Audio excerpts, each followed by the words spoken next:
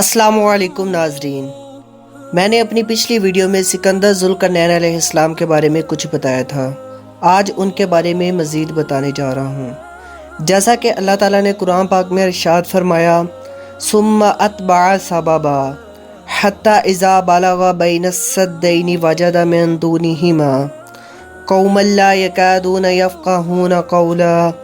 फिर पीछे चला सिकंदर ज़ुल्करनैन और राह के यहाँ तक कि जब पहुँचा दरमियान दो दीवारों के, तो पाया इसने इन दीवारों के पास एक कौम को जो इन दीवारों के नज़दीक थी, और वो ये बात ना समझते थे।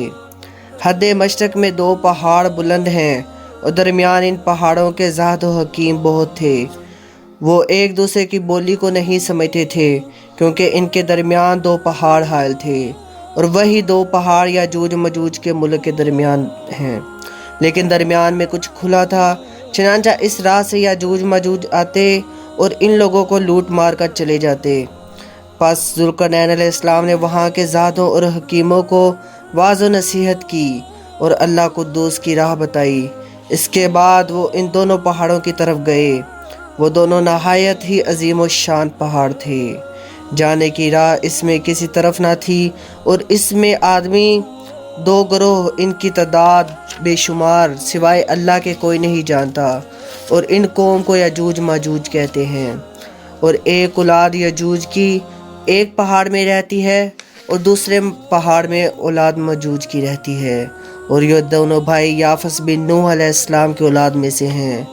और ये लोग तूफ़ान नूह अलैहिस्सलाम के बाद वहाँ रह गए, और नस्ल इनकी बेहद है और बदसूरत आदमी हैं, लेकिन कदो कामत कमो बेश हैं। यानी बाज़े तो दराज कद और बाज़े एक गज के और बाज़ एक बाशत के हैं, और कान इनके इतने बड़े हैं कि वो ज़मीन पर लटकते हैं, और जब वो लोग सोते हैं तो अपना एक कान ज़मीन पर बिछा लेते हैं और दूसरा कान बतौर चादर की तरह ओढ़ते हैं, और मसल हवानात के एक से एक जमा करता है। इनमें कुछ शर्म व हया नहीं है, और मसल बहाइम के बोलो बराज करते हैं, और इनके खेतों में सिवाय तिल के और दूसरी कोई चीज़ भी पैदा नहीं होती, लिहाजा इसी को वो रोज़ाना खाते हैं और किसी दीन व मज़हब से कोई तल्लुक़ नहीं रखते।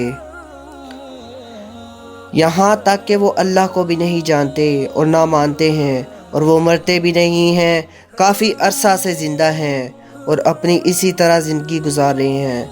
बस वो पहाड़ से निकलकर इन ज़ादों और हकीमों पर आकर जुल्म किया करते हैं, और जिसको भी पाते हैं मार डालते हैं। खेतों मवेशी इनके लूट मार कर खा जाते हैं, और वह सब इस कौम वहशी से मुकाबला नहीं कर सकते थे। जब सिकंदर ज़ुल्करनैन अलैहिस्सलाम तशरीफ़ ले गए तो इन ज़ादों और हकीमों पर बड़ी नवाजिश फरमाई। चनांचा इन सब ने मिलकर सिकंदर ज़ुल्करनैन अलैहिस्सलाम से अर्ज़ किया कि याजूज और माजूज के जुल्म से हम लोग यहाँ नहीं रह सकते, और इन पर जो अहवाल गुज़रे थे वो सब सिकंदर ज़ुल्करनैन के सामने बयान किए। चनांचा अल्लाह ताला ने इरशाद फरमाया, क़ालू या ज़ुल्करनैनी इन याजूज व माजूज मुफ़सिदून फ़िल अर्द फ़हल नजअलु लका ख़रजन अला अन तजअल बैनना व बैनहुम सद्दा। कहा उन्होंने, ए ज़ुल्करनैन, तहकीक याजूज और माजूज फसाद करते वाले हैं, ज़मीन में पस कर देवे हम वास्ते तेरे कुछ माल ऊपर इस बात के कर देवे तो दरमियान हमारे और दरमियान इनके एक दीवार के वो हमारी तरफ ना आ सकें, बस खराज गुजार भी हमेशा हम तुम्हारे होंगे।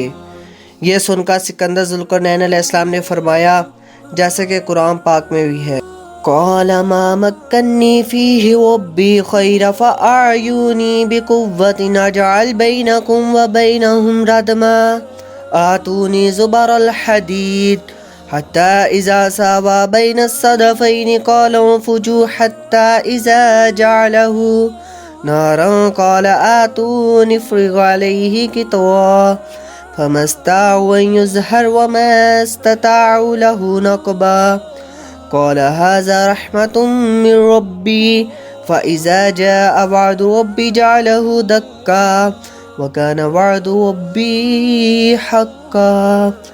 कहा सिकंदर ज़ुल्करनैन ने, जो मुकद्दर दिया मुझको मेरे रब ने वो बेहतर है बीच इसके, पस मदद करो मेरे साथ कुव्वत के کہ کروں میں درمیان تمہارے اور درمیان یاجوج ماجوج کے ایک دیوار موٹی، اور کہا تم لے آؤ میرے پاس تختے لوہے کے، یہاں تک کہ جب برابر کر دیا 2 پھاٹکوں تک پہاڑ کی گھاٹیوں کو، یہاں تک کہ جب کر دیا اس کو آگ، ذوالقرنین نے کہا لے آؤ میرے پاس کہ ڈالو اس پر تانبا پگھلا ہوا، پس تاکہ نہ چڑھ سکیں کہ آویں اوپر اس کے، اور نہ سوراخ کر سکے اس میں کہ یہ میرے پروردگار کی مہربانی ہے، اور پس جب آوے گا وعدہ میرے پروردگار کا تو کر دے گا اس دیوار کو ریزہ ریزہ، اور یہی وعدہ میرے پروردگار کا سچ ہے۔ اول لوہے کے بڑے بڑے تختے بنائے، ایک پر ایک دوہرتے گئے کہ 2 پہاڑوں کے برابر ملا دیا، پھر تانبا پگھلا کر اس کے اوپر ڈالا، اور وہ تانبا درزوں میں بیٹھ کر جم گیا، سب مل کر ایک پہاڑ کی مانند ہو گیا۔ ہمارے پیغمبر صلی اللہ علیہ وسلم کے پاس ایک شخص نے آ کر کہا کہ میں سکندر تک گیا ہوں اور میں نے اس کو دیکھا بھی ہے۔ یہ سن کر حضرت محمد صلی اللہ علیہ وسلم نے فرمایا کہ اس کی کیفیت بیان کرو۔ اس نے کہا کہ وہ دیوار ایسی ہے کہ جیسے 4 خانہ لنگی۔ آپ نے سن کر فرمایا کہ تو سچ کہتا ہے، کیونکہ اس دیوار میں لوہے کے تختے لگے ہوئے ہیں اور ان کی دیواروں میں تانبا پگھلا کر بھر دیا گیا ہے، اسی لیے وہ 4 خانے کی شکل بن گیا ہے، جیسا کہ اللہ تعالیٰ نے فرمایا ہے حَتَّى إِذَا فُتِحَتْ يَأْجُوجُ وَمَأْجُوجُ وَهُمْ مِنْ كُلِّ حَدَبٍ يَنْسِلُونَ، یہاں تک کہ کھولے جائیں گے یاجوج اور ماجوج، اور وہ ہر اونچان سے دوڑتے ہوں گے، یعنی جب روز قیامت نزدیک آئے گی یاجوج و ماجوج سدھ اسکندری سے نکلیں گے اور تمام روئے زمین پر منتشر ہوں گے، جہاں جہاں جو چیزیں پائیں گے کھا جائیں گے، اور پھر اللہ کے حکم سے سور پھونکا جائے گا، اس کی آواز ساری مخلوق مر جائے گی۔ اور ایک روایت حضرت علی رضی اللہ تعالیٰ عنہ سے ہے کہ ہر روز یاجوج اور ماجوج کوشش کرتے ہیں کہ سدھ اسکندری کو توڑ کر باہر آئیں، لیکن بحکم اللہ وہ توڑ نہیں سکتے۔ صبح سے شام تک اس دیوار کو سب چاڑتے ہیں، مسلح پوش بیضا کر ڈالتے ہیں، بس تھوڑی سی باقی رہ جاتی ہے، پھر وہ لوگ آپس میں کہتے ہیں کہ کل سب توڑ دیں گے اور پھر آسانی سے باہر نکل جائیں گے، مگر وہ انشاءاللہ اپنی زبان سے نہیں بولتے، اسی لیے وہ توڑ نہیں سکتے۔ پس صبح سے شام تک ان کا یہی معمول ہے، اور جب ان کا خروج ہوگا قیامت کے نزدیک تو اس قوم میں ایک لڑکا مسلمان پیدا ہوگا، اور جب وہ لڑکا بڑا ہوگا تو انہی لوگوں کے ساتھ مل کر بسم اللہ کر کے دیوار چاٹنا شروع کرے گا، اور پھر شام کو انشاءاللہ پڑے گا کل انشاءاللہ اس کو توڑ ڈالوں گا، جب وہ اللہ کے حکم سے سدھ سکندری ٹوٹے گی، اور پھر اس کے بعد سب قوم اس دیوار سے باہر نکل آئے گی۔ ایک روایت میں ہے کہ تو اس دیوار کا 36 کوس کی راہ ہے اور عرض اس کا 30 کوس کی راہ ہے، اور بعضوں نے کہا کہ اس دیوار کا طول 300 کوس کی راہ ہے اور عرض اس دیوار کا 150 کوس کی راہ ہے، اور اونچائی 70 گز ہے۔ اور یہ بھی خبر ہے کہ جب وہ دیوار توڑ کر باہر نکلیں گے تو سب سے پہلے ملک شام میں آئیں گے، اس کے بعد بلخ میں۔ پس سکندر ذوالقرنین نے یہاں سے مشرق کی طرف جانے کا قصد کیا۔ موجودہ علماء حکمہ سے پوچھا کہ تم نے کس کتاب میں دیکھا ہے کہ درازی عمر کسی چیز کے سبب ہوتی ہے؟ ان میں سے ایک حکیم صاحب نے سکندر ذوالقرنین سے عرض کی کہ اے جہاں پناہ، میں نے حضرت آدم علیہ السلام کے وصیت نامہ میں دیکھا ہے کہ حق تعالیٰ نے ایک چشمہ آب حیات ظلمات میں کوہ کاف کے اندر پیدا کیا ہے کہ پانی اس کا دودھ سے زیادہ سفید اور برف سے زیادہ ٹھنڈا اور شہد سے زیادہ میٹھا اور مکھن سے نرم اور مشک سے زیادہ خوشبودار ہے۔ جو اسے پیے گا تو اس کو موت نہ آئے گی اور وہ قیامت تک زندہ رہے گا، اور اس کا نام بھی آب حیات ہے۔ یہ سن کر حضرت سکندر ذوالقرنین کو اس کا شوق پیدا ہوا کہ اس چشمہ آب حیات کا پانی پینا چاہیے، اور علماء سے بھی سکندر ذوالقرنین نے کہا کہ تم بھی ہمارے ساتھ اس کوہ کاف کے ظلمات میں چلو۔ انہوں نے کہا کہ آپ جائیے، اور ہم تو یہاں کے کتب ہیں، دنیا کی آفت سے ہم لوگ کس طرح جائیں، اسی لیے ہم نہیں جا سکتے۔ سکندر ذوالقرنین نے کہا کہ تم لوگوں کا ہمارے ساتھ ہونا بہت ضروری ہے، اور تم لوگ یہ بھی بتاؤ کہ سواری میں سب سے زیادہ کون سا جانور چست و چلاک ہوتا ہے؟ انہوں نے کہا کہ وہ گھوڑی کہ جس نے ابھی تک بچہ نہ جنا ہو، تو وہ نہایت چست و چلاک ہوتی ہے۔ چنانچہ انہوں نے چند اعلیٰ قسم کی گھوڑیاں چن چن کر مخصوص کر لیں، اور حضرت خضر علیہ السلام کو بھی اس لشکر کا پیشوا مقرر کیا اور ان سے کہا کہ جب ہم اس کوہ کاف کے ظلمات میں جا پہنچیں گے کہ یقین ہے کوئی کسی کو نہ پائے گا تو اس وقت کیا ہوگا۔ اس وقت حکمہ نے کہا کہ لالو گوہر شاہ سوار حضور کی سرکار میں ہو تو لے لیجئے، جب ایسی کوئی نوبت آئے گی تو اس کی روشنی سے راہ چلیں گے۔ پھر ایک گوہر شب چراغ خزانہ یامر سے نکال کر حضرت خضر کے حوالے کیا اور تخت و تاج اور سلطنت ملازموں سے اپنے ایک دانہ عقل مند کے سپرد کیا اور 12 برس کے وعدہ پر رخصت ہو کر اور کھانے پینے کا توشہ سر انجام لے کر ظلمات کوہ کاف کی طرف آب حیات کی تلاش میں روانہ ہو گئے۔ راہ بھول کر ایک برس مسلسل گھومتے رہے اور حضرت خضر علیہ السلام بھی لشکر سے علیحدہ ہو کر ایک اندھیرے میں جا پڑے۔ اس وقت اس گہرے شب چراغ کو جیب سے نکال کر زمین پر رکھ دیا تو اس کی روشنی سے تاریک کی جاتی رہی۔ اللہ تعالیٰ کی مہربانی سے چشمہ آب حیات کا ان کو ملا۔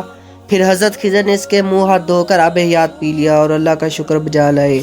بس اس وجہ سے حضرت خضر علیہ السلام کی عمر دراز ہوئی۔ پھر وہاں سے مراجعت کر کے دوسری طریقے میں آ پڑے۔ پھر اس گہرے شب چراغ کو نکال کر زمین پر رکھ دیا۔ اس کی وجہ سے سب میں اجالا ہو گیا اور جتنے لشکر اندھیرے میں پڑے ہوئے تھے سب حضرت کے پاس آ کر جمع ہو گئے۔ اور سکندر ذوالقرنین اپنے لشکر سے کہہ رہے تھے کہ تم لوگ یہاں ٹھہرو، میں آگے چل کر کچھ تماشے عجیب و غریب دیکھاؤں۔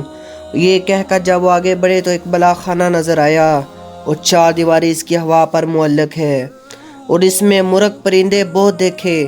مرغوں نے حضرت سے کہا کہ اس ظلمت میں بستی میں چھوڑ کر کیوں آئے ہو؟ اس کے جواب میں حضرت سکندر ذوالقرنین نے کہا کہ میں آب حیات پینے کو آیا ہوں۔ پھر ایک مرغ جوان میں شاہ تھا، وہ حضرت سکندر ذوالقرنین سے کہنے لگا کہ اے ذوالقرنین، اب وہ وقت آ پہنچا ہے کہ مرد سب لباس حریر کا پہنیں گے اور اچھے اچھے مکان بنا کر دنیا کے پیچھے لو لب عیش و نشاط میں مصروف رہیں گے۔ اور یہ کہہ کر پھر وہ اس بلا خانہ کو چلا گیا۔ دیکھتے ہیں کہ وہ بلا خانہ تمام کا تمام جوہرات کا بن گیا۔ پھر کہا اے ذوالقرنین، اب وقت آ گیا ہے کہ چنگ و رباب اور بتو تنبورہ بجنے کا۔ پھر تھوڑی دیر میں کیا دیکھتے ہیں کہ تمام بلا خانہ لال و یاقوت کا بن گیا ہے۔ پھر تو یہ دیکھ کر بہت حیران رہ گئے۔ اس مرغ نے پھر حضرت سکندر ذوالقرنین سے کہا کہ اے مرد مجاہد، تو مت خوف کر، یہ تمام کارخانہ ابلیس لین کا ہے۔ پھر اس مرغ نے پھر سے کہا کہ اب فساد ظاہر ہوگا، مجھے یہ بتاؤ کہ اس وقت لا الہ الا اللہ باقی ہے یا نہیں؟ یہ سن کر حضرت سکندر ذوالقرنین نے کہا کہ ہاں وہ باقی ہے۔ پھر پوچھا خلق اللہ میں ہمارے دیانت بجا ہے یا نہیں؟ اس کے جواب میں حضرت سکندر علیہ السلام نے کہا کہ بجا ہے۔ پھر وہ مرغ اس جگہ سے دوسری جگہ پر چلا گیا۔ ایک روایت میں یوں بھی آیا کہ اس مرغ نے کہا کہ تم اس بلا خانہ پر جا کر دیکھو وہاں کیا چیز ہے۔ تب ذوالقرنین وہاں جا کر کیا دیکھتے ہیں کہ ایک شخص پاؤں پر کھڑا اپنے منہ میں سور لیے ہوئے آسمان کی طرف دیکھ رہے ہے۔ کہتے ہیں کہ وہ اسرافیل تھے۔ ذوالقرنین تو اپنی سلطنت اور روشنی ملکی چھوڑ کر اس ظلمات میں کیوں آ پڑے؟ کیا وہ تجھ کو بس نہ تھا؟ آپ نے اس کے جواب میں کہا کہ میں آب حیات پینے آیا ہوں تاکہ آب حیات پینے سے زندگی زیادہ ہو اور اللہ کی عبادت زیادہ کروں۔ اس بات کو سن کر حضرت اسرافیل علیہ السلام نے سکندر ذوالقرنین علیہ السلام کے ہاتھ میں ایک پتھر مثل بلی کے سر کے برابر دیا اور کہا کہ میں نے تجھ کو غفلت سے ہوشیار کیا اور اب تم یہاں سے چلے جاؤ، اتنی حریص مت بنو۔ یہ سن کر سکندر ذوالقرنین وہاں آب حیات نہ پا کر اپنے لشکر میں آ گئے۔ پھر سب اکٹھے ہو کر چلے آتے ہیں۔ اندھیری رات میں ٹکڑے ٹکڑے سنگے ریزوں کے گھوڑوں کے پیر کے تلے مثالے لالے شب چراغ کے چمکتے دیکھ کر پوچھا کہ یہ سب کیا چیز ہے؟ جو حکمہ اس وقت ان کے ہمراہ تھے وہ بولے یہ پتھر ہیں، جو شخص بھی اس کو اٹھائے گا وہ پچھتائے گا اور جو شخص اس کو نہ اٹھائے گا وہ بھی پچھتائے گا۔ آخر کسی نے ان کو چن لیا اور کسی نے ان کو نہ چنا۔ جب ظلمات سے نکل کر باہر آئے تو کیا دیکھے کہ وہ پتھر جن لوگوں نے چون لیے تھے وہ تمام جواہرات لال اور زبرجدہ اور یاقوت اور فیروزہ اور زمرد ہیں۔ یہ دیکھ کر وہ بہت پچھتانے لگے جنہوں نے ان کو نہ چنا تھا، اور جن لوگوں نے ان کو چون لیا تھا وہ اس لیے پچھتائے کہ کیوں نہیں زیادہ چنے۔ سکندر ذوالقرنین نے حکمہ سے پوچھا کہ جو پتھر اسرافیل نے مجھے دیا ہے اس میں کیا ماجرا ہے؟ حکمہ نے کہا کہ تم اپنا پتھر ایک ترازو میں ایک طرف رکھو اور پھر سب پتھر ایک دوسری طرف رکھو کہ کس پتھر کا وزن بھاری ہوتا ہے۔ جب ایسا کیا گیا تو دیکھا کہ سکندر ذوالقرنین کا ہی وہ پتھر وزن میں بھاری تھا جو ان کو حضرت اسرافیل نے دیا تھا۔ پھر سکندر ذوالقرنین نے اپنے حکماں سے دریافت کیا کہ اس میں کیا اسرار ہے۔ وہ بولے کہ اب سب کے پتھر اتار کر اس پلے میں ایک مشت خاک میں رکھ دو۔ جب ایک مشت خاک کو پلے میں رکھا تو دوسرے پلے ترازو کے برابر آئے، دونوں طرف برابر رہے۔ پھر پوچھا کہ اس میں کیا بید ہے؟ حکماں نے کہا کہ اللہ تعالیٰ نے مشرق سے مغرب تک بادشاہ دی ہے تو بھی تم کو سیری نہیں، مگر تم کو یہ معلوم ہونا چاہیے کہ تمہارا پیٹ اور کھوپڑی کی خواہش ایک مٹھی خاک سے بھرے گی جو گورستان میں نصیب ہوگی۔ جب سکندر ذوالقرنین نے یہ بات سنی تب تمام لشکروں کو اپنے پاس سے رخصت کیا اور سب اپنے اپنے ملک میں واپس چلے گئے، اور سکندر ذوالقرنین یہی رہ گئے اور پھر عبادت الہی میں مشغول ہو گئے، اور پھر چند روز بعد ہی انتقال کیا اور سونے کے تابوت میں وہیں مدفون ہوئے۔ اور یہ بھی بذریعہ خبر کے معلوم ہوتا ہے کہ ذوالقرنین علیہ السلام نے اپنے مرنے کے وقت اپنی ماں کو وصیت کی تھی کہ بعد موت کے میری روح کو ثواب بخشو اور یتیم، اسیر، غریب، مسکین، بیوہ، بے کس، محتاجوں کو خوب کھانا کھلانا اور ان سے میری مغفرت کی دعا کرانا۔ جب ان کی ماں کو یہ خبر پہنچی تو وہ زاروں زار رونے لگیں اور بعد مرنے کے ان کی وصیت کو پوری طور سے بجا لائیں۔ جب رسول اللہ صلی اللہ علیہ وسلم نے احوال سکندر ذوالقرنین کو اور سوالات مذکورہ سے ابو جہل اور مکے کے کافروں کو اور وہاں کے یہودیوں کو جواب دیا تو سب کافر سن کر حیران ہوئے اور یہ بولے کہ یہ سچ کہتے ہیں اور بالکل تورات اور زبور کے یہ جوابات بتاتے ہیں اور اس میں ذرا بھی فرق نہیں ہے، بس سوائے ابو جہل کے، اور سب کے سب رسول اللہ صلی اللہ علیہ وسلم پر ایمان لائے۔